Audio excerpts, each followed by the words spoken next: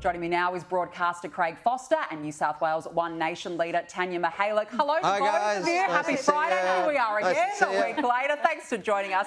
Craig, we'll start with you. I mean, based on these figures today, is it time we get serious and have a serious conversation about immigration policy? Really great question. And you know, what you said there is that, you know, what is really the underlying issue and what is the serious issue here?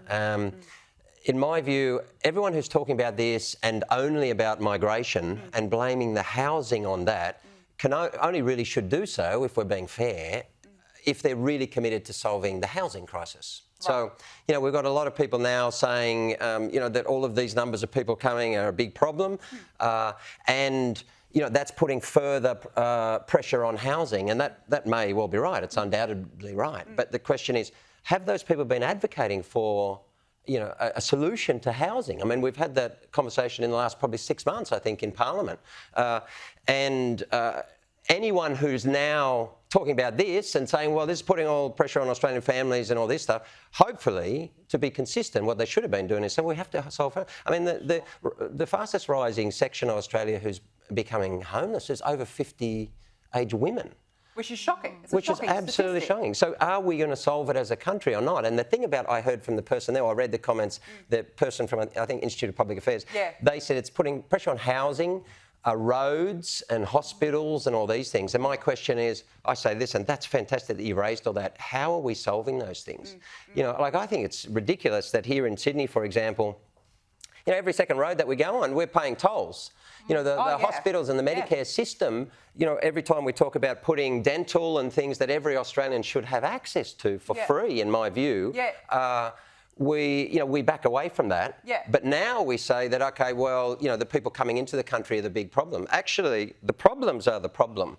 And we haven't invested in social housing, we haven't got people off the street, and we haven't invested in housing. I mean, when COVID hit, for example, you know, I thought it was wonderful. What Australia did said, well, look, homeless people on the street, they're just Australians who don't have a house, we actually put them in hotels. Well, I mean, because we said, look, that was a whole. Wasn't that what happened? That was a whole different period of time. That's right, but we showed that we could do that, and the reason we did it is because, you know, it was a risk to all of us, right? But then what happened is we just threw them back out on the street again. So I don't support any people living in tents in Australia. I think, look, there obviously needs to be a broad discussion about housing in this country. But Tania, do you think that population is being fuelled by the immigration rate? Look, it is, and.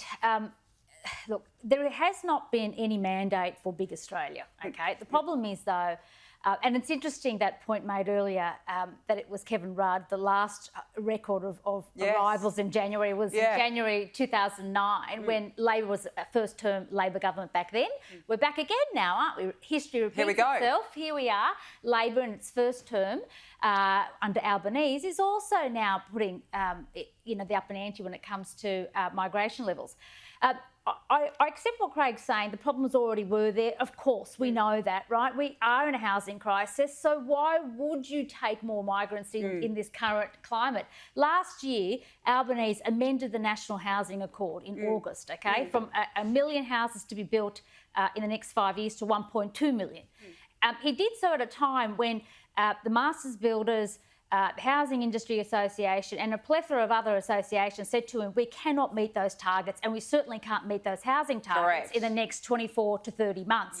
Indeed, the premiers, Labor premiers like Chris Minns, same thing, also erred on the side of caution and said we can't meet those housing targets. So knowing this, Albanese still went ahead with increasing migration in Australia, despite knowing that he couldn't meet the housing targets for people in Australia, let alone new arrivals.